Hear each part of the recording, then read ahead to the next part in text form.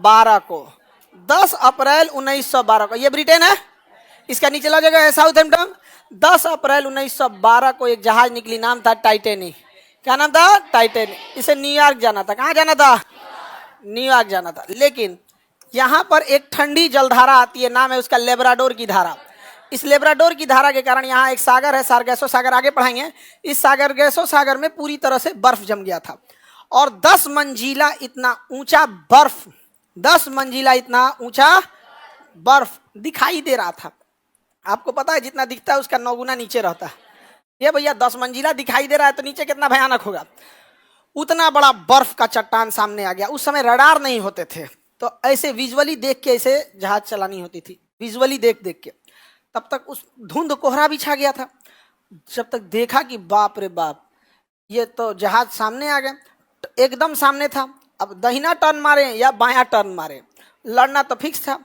हालांकि टर्न मार दिया था ठीक, जब लड़ा ना निचला पेंदी फट गया और टाइटेनिक जहाज में सुराख हो गया। कोई भी जहाज तुरंत नहीं डूबता है, उसको डूबने में कम से कम 1 से 2 दिन लग जाता है। तुरंत नहीं डूबता, इतना बड़ा जहाज होता है, तुरंत नहीं डूबता है। क्योंकि जहाज में ना जब तक पूरा पानी नहीं भरेगा तब तक नहीं डूबेगा। जहाज में चेंबर बने होते हैं, एक कमरा में पानी घुस गया तो जरूरी नहीं कि दूसरे में घुसेगा, दूसरे में जाने से पहले वो दूसरा रास्ता खोजेगा। तो ऐसे ऐसे धीरे धीरे फैलता डूबता है। तो 14 अप्रैल की रात को टाइटेनिक टकराया और धीरे धीरे डूबना चालू हुआ। यहाँ पर उस जहाज के कप्तान थे कैप्टन विलियम मडोक।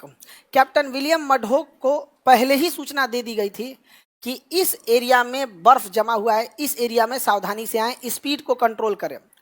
यह सूचना न्यूयॉर्क से दिया गया था उसे। बट विलियम मडोक और न्यूयॉर्क में जिसने सूचना दिया था, उन दोनों में विवाद चल रहा था। एक्चुअल वो दोनों जिससे ब्याह करना चाहते थे सब, एगो था, ब्याह कर लिया वो न्यूयॉर्क वाला। अब वो सूचना दिया इनको तो झनक गया था। क्या किया था? झनक गया था। कहा कि देखता हम यही में ले जाके देखो तुम